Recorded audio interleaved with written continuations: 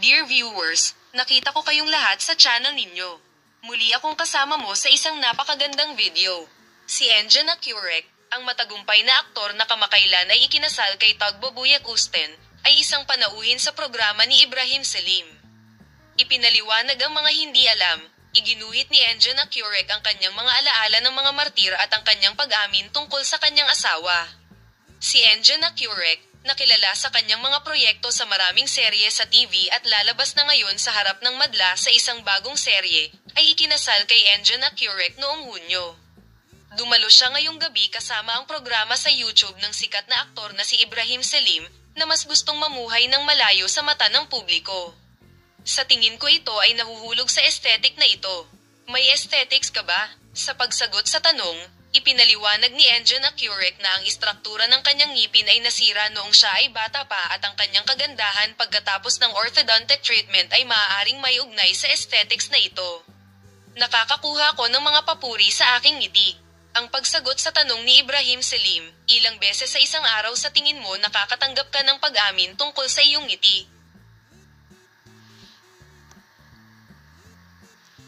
Ngunit habang ako ay tumatawa ng malakas sa mga napakalapit na kaibigan, si Tagbo ay sumandal sa aking tainga at sinabing, "Ang ganda ng iyong pagtawa."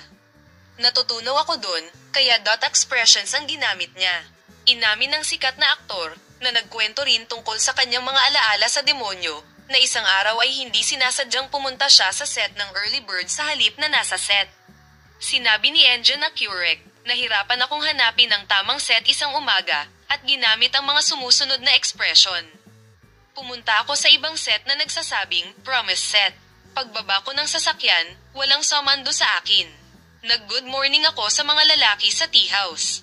Pero gulat na nakatingin sa akin ang mga tao doon. Tapos, habang naglalakad ako, napansin kong huminto ang mga tao sa paligid niya at napatingin sa akin. Biglang napagtanto ni Van na nagkamali ako. Sumakay ako sa kotse ko at nagpatuloy sa kabilang kalsada. Binigyang diin din ng aktor na sobrang excited siya sa kanyang unang karanasan sa artichoke rowing. Pagkatapos ng unang eksena ko, ipinatong ni Tonsel Curtis ang kanyang kamay sa aking balikat at sinabing, ang galing mo maglaro." Nakaramdam ako ng matinding ginhawa sa mga salitang ito, sabi niya. Salamat sa lahat ng nanood.